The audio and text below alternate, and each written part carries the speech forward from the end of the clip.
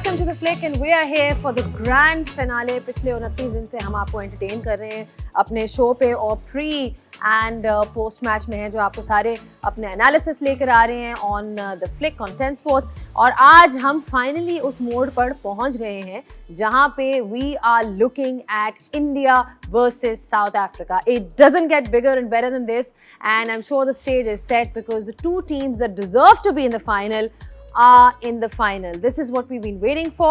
Barbados में ये match होगा live from there and South Africa and India are the two teams that will be playing against each other.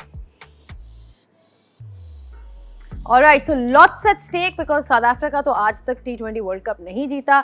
India भी जो है बहुत देर से ICC एक ट्रॉफी नहीं जीता. So मैच बहुत मजे का होने वाला है क्योंकि दोनों टीम्स जो हैं बहुत ही ज़बरदस्त फॉर्म में यहाँ पहुँची हैं, बहुत ही अच्छी क्रिकेट खेल के पहुँची हैं. So I'm sure everybody is super excited and I can tell you that हमारा जो यहाँ पे पैनल है वो भी उतना ही equally excited है. So I think without further waiting अब मैं उनको फाइनल डे जिसे कहते हैं ना उसमें इंट्रोड्यूस करती हूँ. तो मेरे साथ मौजूद हैं हमारे कोच साहब जिनको हमने पहले भी इंट्रोड्यूस किया था, पाकिस्तान के एक्स टेस्ट कैप्टन भी रह चुके हुए हैं. पाकिस्तान को जितने मैचेस इन्होंने जिताए हैं इनकी कैप्टनसी इनकी लीडरशिप के नीचे और वाकई टेस्ट क्रिकेट को एक ऐसे लेवल पे लेके गए जहाँ पे सबको याद होगा. इसके अलावा कॉन्ट्रीब्यूशंस टुवर्ड्स क्रिकेट जिस किस्म की इन्होंने कॉन्ट्रीब्यूशन की है, फिटनेस स्टैंडर्ड्स ओवरऑल जिस तरह से इंस्पायर किया है, तो वो आज हमारे साथ मौजूद हैं एक दफ़ा फिर for one last time. So without further waiting if you can introduce Misbah ul Haq. अस्सलाम वालेकुम. वालेकुम अस्सलाम. अस्सलाम वालेकुम. कैसे हैं आप मिसबाह?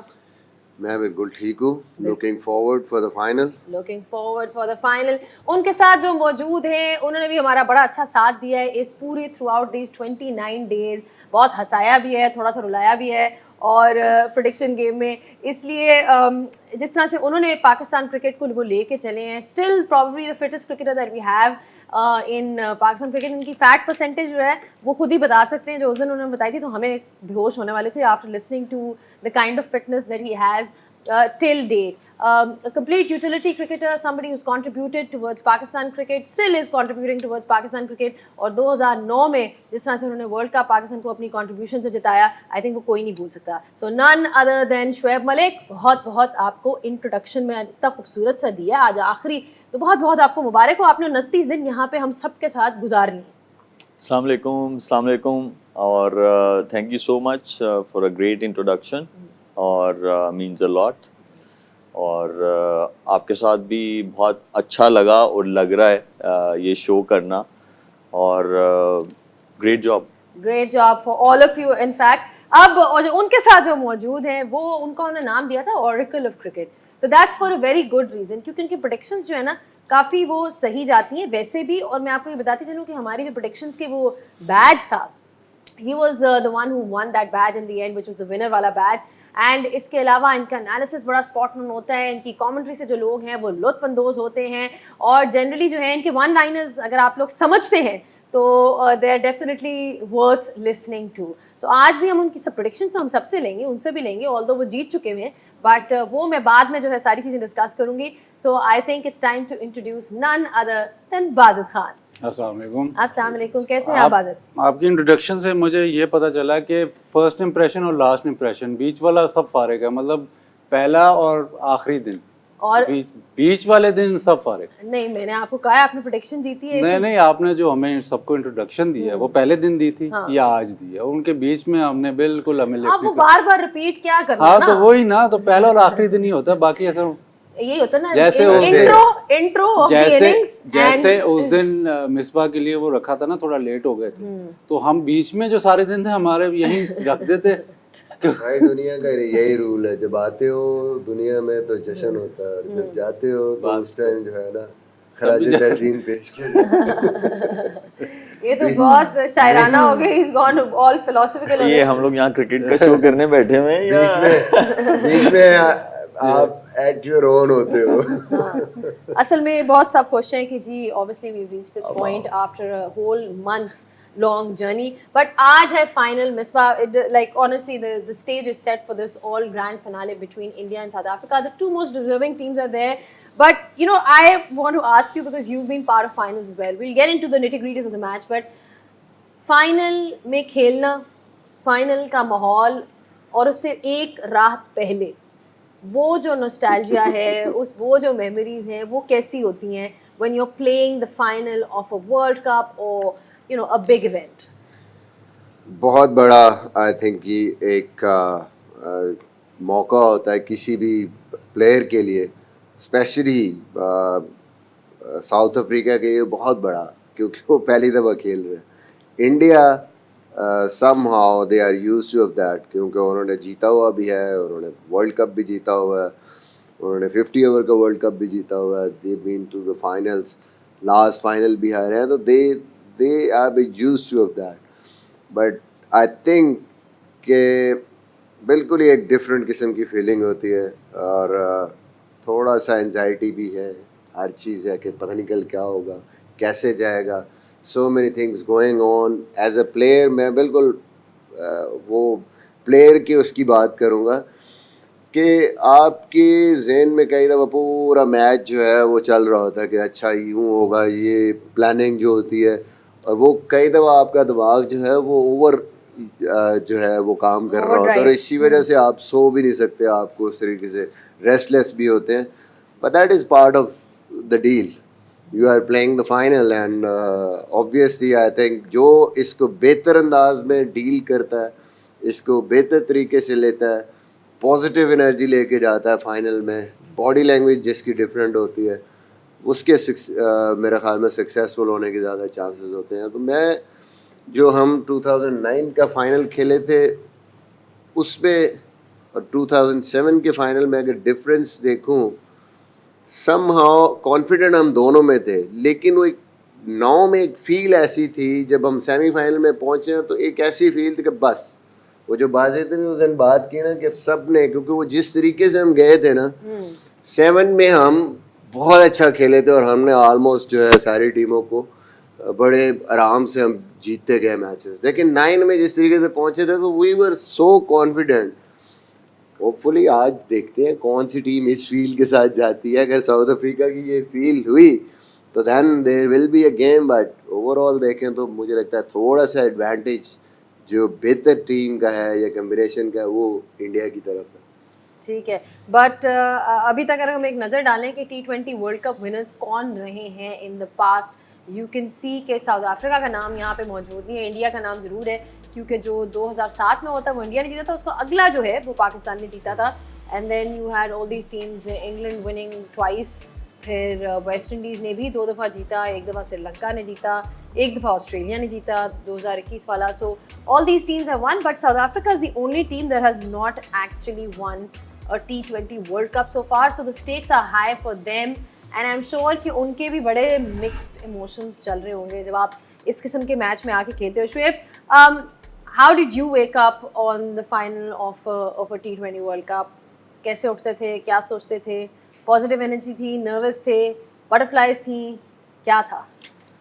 2009 वाला जो वर्ल्ड T20 था फाइनल के एक दिन पहले तो मुझे नहीं याद कि मैं कितने बजे सोया था और मैं उठ के मेरी क्या फीलिंग्स थी, लेकिन जब हम लोग चैम्पियंस ट्रॉफी जीते 2017 में तो वो फीलिंग्स मैं आपको ज़रूर बता सकता हूँ। ऑफ कोर्स टमी में जो बटरफ्लाइज हैं वो थे, और क्या होता है कि जैसे ही आप फाइनल में पहुँचते हैं तो आपको हर साइड से, क्योंकि हमारा कल्चर ऐसा है, तो सब साइड से आपको कॉल्स आना शुरू हो जाती हैं और वो आपको जो है ना रिमाइंडर्स देते हैं कि tomorrow is a massive day, तो वो और आपके जो है ना टमी में बटरफ्लाइज जो है ज़्यादा आते हैं, तो ये वाला ज़रूर था।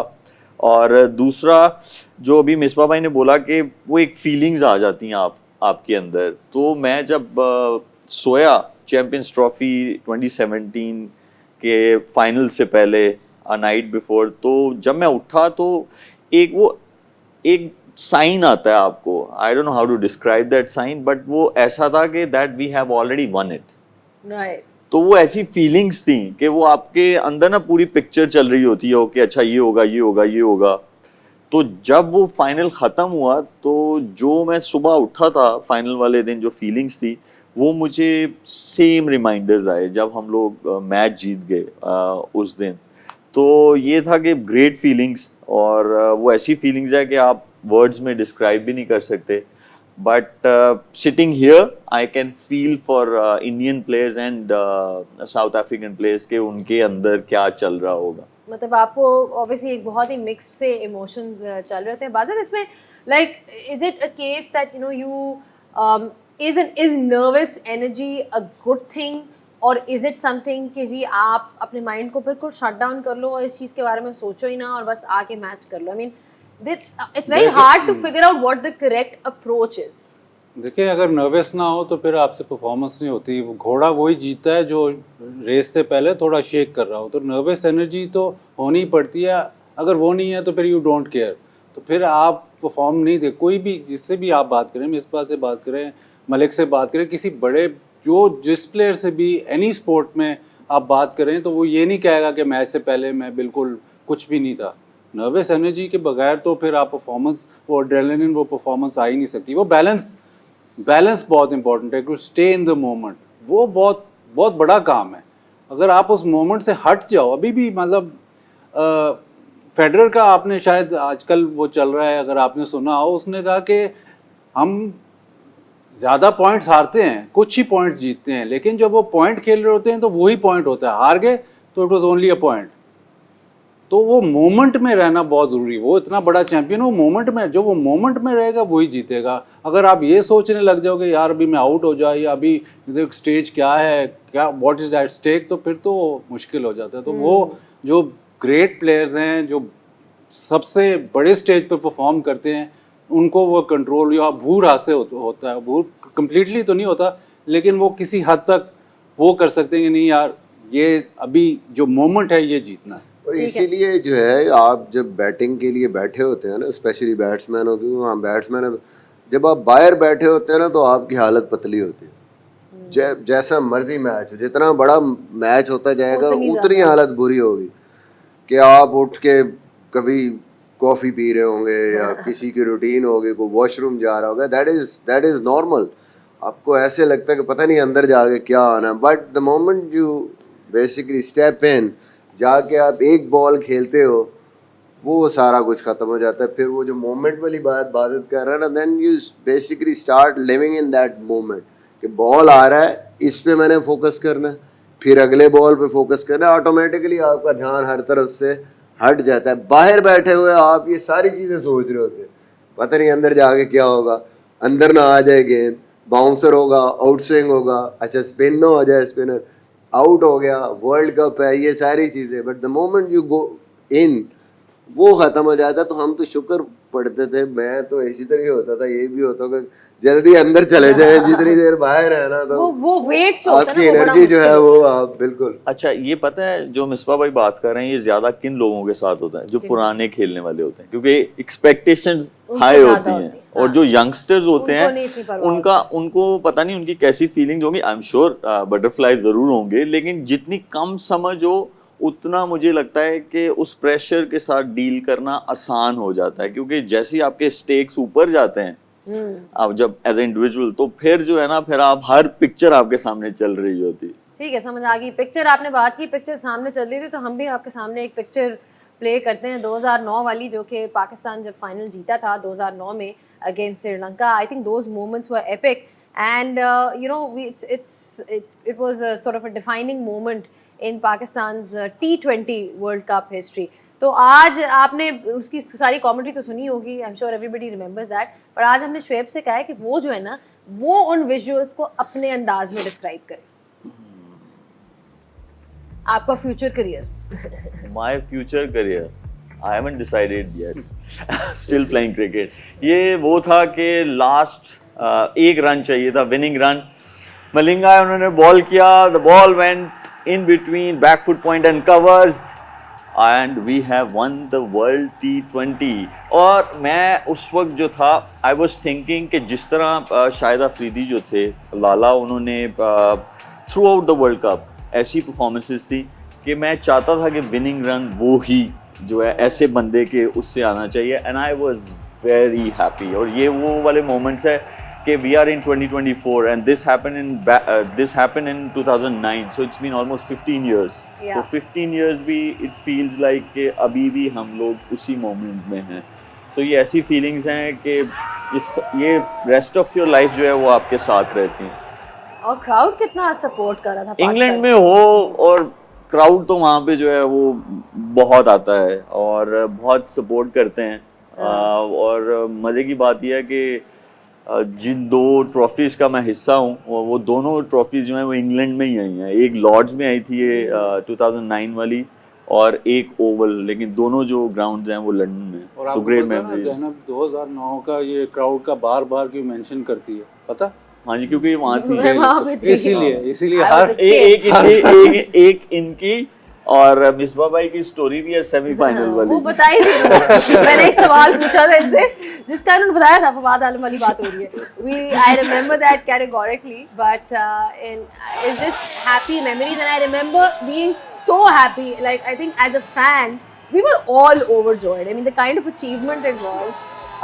It brought tears to a lot of people's eyes. Exactly और आई स्टिल रिमेम्बर कि जब ये मैच खत्म हुआ तो ओवल ग्राउंड के बाहर ऑफ कोर्स वो मेन रोड है और लंदन की ट्रैफिक जो है वो सब जो है फेमिलियर हैं उससे, तो वो ऐसा केओस हो गया था वहाँ पे कि जो पुलिस थी उन्होंने भी they have let people to celebrate on the main roads. I वो know. गाड़ियां जो हैं वो लगी हुई हैं मेन रोड पे, उन्होंने ढोल बल्कि वाले थे। ढोल वाले थे, गाड़ियों कन्वर्टेबल गाड़ियां जो थी वो बहुत सारी थी, लोग बाहर निकले बोनट पे खड़े हुए वहां जाके नाच रहे हैं और पुलिस वाज के ठीक है इनको करने दो। Yeah. जो बाकी ट्रैफिक थी जो तंग हो रहे थे उनको उनके उन्होंने रूट्स चेंज करवा दिए। Yeah, and that's true. I mean, it was an amazing atmosphere. वही बात हो जाती है जब इस लेवल पे आप आके खेलते हो और जीतते हो तो appreciation और celebration भी उसी लेवल पे होती है। Anyway, on that note, we'll take a short break, and when we do come back, there's plenty to discuss today. India is taking on South Africa, and I'm sure the excitement is at an all-time high for all the cricket lovers. So keep watching the flick. All right, we are building up towards the grand finale of this tournament, which is India taking on South Africa, and there's so much to play for both the sides. चाहे South Africa हो, चाहे India हो, दोनों के लिए खेलने के लिए बहुत बड़े incentives हैं. Of course, winning that trophy, but इतनी देर के बाद तो I'm sure these are moments that all the teams remember. But हम moments की बात कर रहे हैं, हम याद करें अच्छे moments को, तो मेरा ख्याल है एक और ऐसा आइकॉनिक मोमेंट है क्रिकेट हिस्ट्री में जो कि बहुत लोगों को याद होगा। बहुत ही आइकॉनिक मोमेंट इंडिया की हिस्ट्री में ये रहा। ये मैच इतना नेक टू नेक गया और इसमें गौतम गंभीर was the highest scorer for India, 75 उन्होंने बनाया। उमर गुल टुक 3 wickets, 157 for 5 in 20 overs India made. And Pakistan की तरफ से पाकिस्तान वो बोल्ड आउट फॉर 152, बहुत करीब गया। मिसबाह उल हक played that amazing innings of 43, literally match पहुंचाया वहाँ तक, लेकिन फिर उसके बाद ये हो नहीं सका because it was in India's fate to be winning that particular game. बहुत ही जैसे कहते हैं ना कि दर्दनाक मैच पाकिस्तानियों के लिए, लेकिन इंडियंस के लिए I am sure it was a historic game because वही बात आ जाती है कि उनकी हिस्ट्री में if there any time that they won the world cup, the T20 world cup, it's at that particular time. Shoaib, I've asked Misbah this question so many times about that particular moment and किस तरह से वो हमें वहाँ पे ले के चले, but इस तरह के moments जिस तरह हमने कहा कि इंडिया का पहला T20 वर्ल्ड कप था तो वो जीते. Is it a nicer feeling to be winning a match like this, or is it a nicer feeling to be winning a match much more comfortably? वो वाला मैच जो आप बिल्कुल करीब लेके गए और जीतो वो बेहतर, उसकी ज़्यादा सेंस ऑफ सेटिस्फैक्शन होती है, या वो वाला मैच जो आप 10 विकेटों से जीत जाएं इजी? देखिए, मैच कोई सा भी हो, आप जीत जाएं तो वो सेटिस्फैक्शन जो है वो सेम ही रहती है. लेकिन ये है कि when you get so close to the trophy और फिर इतना फंस जाए मैच, इवन दो इंडिया जो था वो वन साइडेड जीत रहे थे वो match, when once they start bowling. हाँ, इमरान नज़ीर का एक ओवर जो उसने 22 रन लिए थे श्रीशांत को, उसके बाद से तो हमारे जब आउट हुए तो यही एक बंदा है जो हमें इतना क्लोज ले गया, और वरना तो वो दे वर क्रूजिंग, दे वर विनिंग वन साइडेड. तो ये है कि फीलिंग्स ऑफ कोर्स वो ऐसी फीलिंग्स हैं जैसे जीत के नहीं आप बता सकते, वैसे हार के भी नहीं आप बता सकते. और ठीक है, it's just game of cricket, but वो डिसअपॉइंटमेंट ज़रूर होती है, आज तक है. बहुत साल हो गए लेकिन आज तक भी वो है।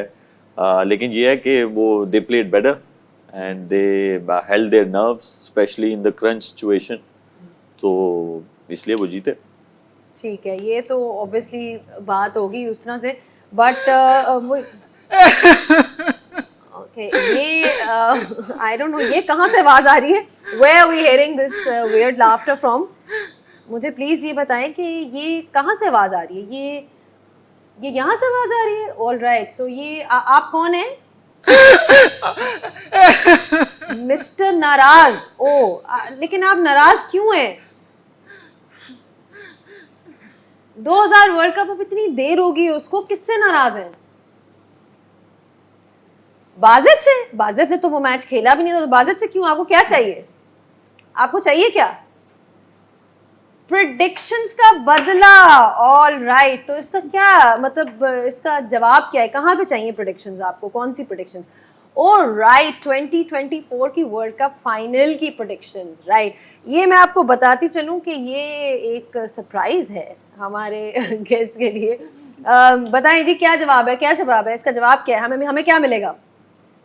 Surprise, exactly. So that's what it is. You guys are in for a surprise for this T20 World Cup final की predictions. मिस्टर नाराज बहुत नाराज थे क्योंकि वो चाह रहे हैं कि predictions जो हैं, बाजिद तो चलो जीत गए लेकिन बाकी जो दो हैं उनके पास भी मौका है जीतने के लिए. So I think we're really in for some fun today on this pre-match show on the flick. ये मुझे पता है कि हमें मज़ा बहुत आने वाला है इन predictions के ऊपर. सो हंस रहे हैं, बादल भी हंस रहे हैं, सब हंस रहे हैं, एवरीबडी से नहीं ये तो ख़त्म हो गई नहीं, लेकिन अभी भी हमने रखा है. हम कैसे हो सकता है कि फाइनल हो और उसके लिए आप लोगों को थोड़ा सा तंग ना करें. राइट, चलो जी, ये तो हो गया काम हमारी मिस्टर नाराज़ का, और उन्होंने बता दिया कि वो नाराज़ क्यों है. एक ब्रेक लेंगे और ब्रेक के बाद जब वापस आएंगे तो फिर आपको मैं और मज़ीद अपडेट्स दूंगी from Barbados. So it looks like they're very clear in what they want to be doing, because अगर रिकॉर्ड देखा जाए दोनों टीम्स का इन टर्म्स ऑफ इनकी परफॉर्मेंस वर्ल्ड कप्स में कैसी रही है, तो इंडिया की तो एक ऐसी टीम है जो 2013 के बाद आईसीसी का कोई इवेंट नहीं जीती. सो 2013 में वो जीते थे चैम्पियंस ट्रॉफी, एंड उसके बाद it's been very very tough for them to actually win anything. But if you look at that record, तो आप ये देखें कि हर तकरीबन सेमीफाइनल में या फाइनल में वो पहुँचे हैं. दिस इज़ स्टार्टिंग फ्रॉम, आपके नज़र आ ही रहा है, 2014 में रनर अप थे, फिर 2015 में ओडीआई वर्ल्ड कप में सेमीफाइनल. ये सारे जितने भी फाइनल्स हैं, जितने भी T20 वर्ल्ड कप के इवेंट्स हैं, उसमें उनका रिकॉर्ड है. So I am sure incentive wise बहुत बड़ा इंसेंटिव है for them to be winning. Where is South Africa को इधर देखिए, साउथ अफ्रीका की टीम भी वो ऐसी टीम है जो इतने ज़्यादा दफ़ा पहुंची है करीब, ठीक है, बट सेमीफाइनल्स में पहुंची है. आप ये देखें, 8 सेमीफाइनल साउथ अफ्रीका की टीम पहुंच गई है. 8 सेमीफाइनल्स, 92, 99, 2007 से लेके 2024 तक. एक ही फाइनल अभी जो आपको नज़र आ रहा है, इसके अलावा सारे ये सेमीफाइनल्स 8 दफ़ा पहुंच चुके हैं. यानी फाइनली उनको मौका मिल रहा है कि वो एक फाइनल भी खेलें. So the question really is कि is this the moment for them to be lifting the trophy, or is it going to be the end of India's drought when it comes to winning ICC events? So I think ये इसी चीज़ पे हम discussion करेंगे in our segment. All right, so हम discussion कर रहे हैं कि ये दोनों टीम्स के पास इतने ज़बरदस्त प्लेयर्स रहे हैं. Wajid, you look at India and you look at South Africa. जितने भी ये जिन पॉइंट्स पे ये पहुंचे, सेमीफाइनल हो गया, फाइनल हो गया, they haven't been able to win from there. So the question really is कि इतनी वर्ल्ड क्लास टीम्स रखने के बावजूद क्या रीजंस हैं कि they haven't been able to lift the trophy? इसमें सिर्फ शेयर लक तो नहीं हो सकती ना, there must be something that is there. नहीं, एक को 26 साल हो गए, एक को 11 साल हो गए. साउथ अफ्रीका का तो इनिशियली जो एक दो वो हारे, इनिशियली तो बहुत, पहला जो ये 1992 में हारे वो तो बहुत बड़ी बैड लक थी. वो तो ऑलमोस्ट पहुंच चुके थे, एक पाँव उनका फाइनल में था जब वो हुआ सारा कुछ, एक बॉल पे 22 रह गया. वहाँ से इनकी जो जर्नी शुरू हुई, उसके बाद ये मज़ीद हारते रहे. तो फिर एक स्टेज ये आया कि मेंटल ब्लॉक ही हो गया. अब हर टीम आके ये कहती थी कि हम वो पिछला भूल गए, लेकिन कहीं ना कहीं वो पिछला वापस आता ही था. और जो देख रहे होते थे वो भी अब जब नॉकआउट स्टेज पे आता था कि अब कुछ गलत होगा, something will go bad now, वो रिफ्लेक्ट होती थी उनकी टीम में। वो उसको अबूर इतने सालों से नहीं कर सकते। जो मर्जी प्लेयर आया, वो मेंटल ब्लॉक ऐसा लगा कि अभी तक, अब तो फाइनल में पहुंचे हैं बिलाखिर, बट वो मेंटल ब्लॉक अभी तक, जब तक ये वर्ल्ड कप जीतेंगी नहीं या आईसीसी इवेंट जीतेंगी नहीं, वो मेंटल ब्लॉक रहेगा। On the other hand India की बहुत ज़बरदस्त टीम है। जो आप परफॉर्मेंस देखते हैं वो जीतते हुए आते हैं और सेमीफाइनल या फाइनल में ऐसे हार जाते हैं। अब उसमें क्या कह सकते हैं, टीम तो बहुत ज़बरदस्त है, बट यू आर जज बाय दैट सिंगल मैच। अगर ये हारते हुए आएँ और फाइनल जीत जाएं तो सारे याद करेंगे जी विक्ट्री फाइनल की है। टीम बहुत बड़ी है, वो सारा कुछ ये बॉक्सेस टिक करते हैं, बट ऐसे लगता है कि MS धोनी के बाद कोई कप्तान ऐसा नहीं आया जो इनको उस बड़े जो मैसिव मोमेंट्स में वो निकाल सके। MS धोनी, मतलब आप चाहे 2007 देख लें, चाहे वर्ल्ड कप 2011 देख लें, जब उसने वो खुद आया कि मैं बैटिंग करूंगा, हालांकि उस वर्ल्ड कप में वो परफॉर्म नहीं कर रहा था, बट वो खुद आया कि मैं बैटिंग करूंगा और उसने फिर मैच जिताया। तो वो क्योंकि इतना वो बड़ा कप्तान था, उसके बाद से 2013 के बाद से वो जीत नहीं सके, और मेरे ख्याल वो लीडरशिप, उसकी क्वालिटी इतनी थी कि वो रेप्लिकेट नहीं हुई। अब रोहित शर्मा के पास चांस है कि वो बने, मतलब कपिल देव ने जिताया है इंडिया को वर्ल्ड कप, MS धोनी ने 3 इनको मतलब चैंपियंस ट्रॉफी और ये T20 वर्ल्ड कप और वर्ल्ड कप जिताया। एक 2002 में शेयर्ड हुआ था। तो जो एक्चुअल विनर्स, मतलब बड़े कप्तान अगर आप देखें आईसीसी इवेंट्स में, तो 2 ही रहे हैं। तो उनके बाद से वो, इनके पास चीज़ अभी तक लैकिंग है। ठीक है। Shoaib, obviously Bazid is talking about leadership, कि मैं पूछ रही थी कि क्या डिफरेंस होता है between a win and not getting through. तो इसमें आप भी यही कहेंगे कि लीडरशिप का बहुत बड़ा रोल है। लीडर्स ऐसे होते हैं जो कि आपको फाइनली ओवर द लाइन लेके जाते हैं। जिस तरह जब पैट कमिंस जीते थे तो सब ने उनकी बहुत तारीफ़ की थी और कहा था कि भी बहुत ज़बरदस्त किस्म का कैप्टन है, जो उनका विजन है वो नज़र आता है टीम में, जो उनका बिलीफ है। So would you say that is one of the main sort of reasons why you can lift the trophy? देखिए, लीडरशिप जो है ना, वो सिर्फ ऑन फील्ड हमें नज़र आती है, लेकिन लीडरशिप जो है, स्पेशली जो आपके प्लेयर्स आउट ऑफ फॉर्म होते हैं ड्यूरिंग द टूर्नामेंट और उनसे एक्सपेक्टेशंस हाई होती हैं लीडर की, तो वो उनके साथ कैसे उनको मोटिवेट करता है, वो वाली चीज़ों पे भी बहुत ज़्यादा डिपेंड करता है। देखिए, MS की बात हुई, MS जो है वो मिडिल ऑर्डर बैटर, यहाँ पे जो रोहित शर्मा है वो कैप्टन जो है वो ओपनर है। तो जो अटैकिंग चीज चाहिए एक लीडर की तरफ से, टू सेट द टोन और send a strong message in your own dressing room कि that's how we gonna play, वो तो उन्होंने कर दिया हुआ है। तो लीडरशिप जो है वो वहां पे आपको जरूर चाहिए होगी कि जब क्रंच सिचुएशन में, जैसे बाजिद ने बोला मैच जाएगा, जो कि गया और MS धोनी खुद आगे बैटिंग करने, लेकिन यहाँ पे तो कैप्टन ही जो है वो ओपनर है। अब अगर लीडरशिप जो उनकी टीम है इंडिया की, उनमें प्लेयर्स ही ऐसे हैं कि लीडरशिप की इतनी ज़रूरत नहीं है। लीडरशिप की सिर्फ ज़रूरत है कि वो खुद जो है अटैक करें और 5 बॉलर्स को जो है वो डिस्ट्रॉय करें, ताकि आसानी हो जाए जो नेक्स्ट वाले बैटर्स आएंगे। वो तो अपना काम कर रहे हैं। हाँ, यहाँ पे आप जो है माकरम की लीडरशिप पे ज़रूर आप जो है प्रेज कर सकते हैं, क्योंकि उसने हमने देखा इस टूर्नामेंट में कि उसने जब क्रंच सिचुएशन में चीज़ें गई तो उसने जो है वो लीडरशिप स्किल अपनी दिखाई, और वो ना कि सिर्फ स्किल्स दिखाई, वो काम भी रहा उन सिचुएशन में। क्योंकि क्या होता है कि जब आपका लीडर क्रंच सिचुएशन में मैच जाता है और अगर आपके लीडर के मुंह पे जो है वो परेशान हो जाए, 12 बज जाए, तो फिर जो है ना, फिर जो है दूसरे जो है टीम वाले वो उसकी तरफ देखते हैं और वो भी थोड़ा शेल में जाना शुरू कर देते हैं। लेकिन अगर लीडर जो है वो अंडर प्रेशर भी, जब कि चीज़ें आपकी फेवर में नहीं आ रहा टीम, फिर भी जब वो उसके कॉन्फिडेंट हो फेस पे, फेक करना पड़ता है आपको चीज़ें अचीव करने के लिए। तो ये है कि यहाँ पे हाँ, लीडरशिप जो है वो साउथ अफ्रीका को ज़्यादा ज़रूरत है आज के फाइनल में एज कम्पेयर टू इंडिया, क्योंकि उनके पास प्लेयर्स बहुत अच्छे हैं। ठीक है। तो मिसबा, आपके मुताबिक जब आप इन दोनों टीम्स को देखते हैं, they are both hungry for winning today, who do you think is in a better position in terms of preparation वगैरह? आपको कौन सी टीम का लगता है कि स्लाइटली इनका थोड़ा सा एज है आज? आई थिंक अगर हम रियलिस्टिक एनालिसिस करें तो इंडिया को एज है, क्योंकि उनकी बॉलिंग जिस तरीके से परफॉर्म कर रही है, उनके पास सारे एस्पेक्ट्स हैं, कवर्ड हैं, और बैटिंग भी उनकी फॉर्म में है। बैट्समैन ऊपर से रोहित शर्मा जिस तरह परफॉर्म कर रहे हैं, सूर्य कुमार यादव की बड़ी ज़बरदस्त फॉर्म है, फिर हार्दिक पांड्या कंट्रीब्यूट कर रहे हैं, और उनके पास 6 बॉलर भी हैं, स्पिनर भी हैं, फास्ट बॉलर अच्छी फॉर्म में है। तो ओवरऑल आई थिंक, और फिर कंडीशंस वो भी बहुत डिपेंड करेगा कि आज की पिच कैसी होती है। थोड़ी सी कंडीशंस अगर ड्राई पिच है तो वो भी slide in favour of India है, but on the other hand वो बहुत ज़्यादा डिफरेंस नहीं है। साउथ अफ्रीका भी अच्छी क्रिकेट खेलता हुआ आ रहा है, और लीडरशिप की बात हुई, लीडरशिप दोनों तरफ से ज़बरदस्त है। माकरम ने भी आउटस्टैंडिंग सारा कुछ किया है, जो उसके टैक्टिक्स हैं, जो उसकी डिसीजन मेकिंग है, क्रूशल स्टेजेस पे जो ड्यू चेंजेस थी वो उसने किए हैं, जो रिक्वायरमेंट्स थी मैच में आपको कि ये डिसीजन लेने उन्होंने लिए।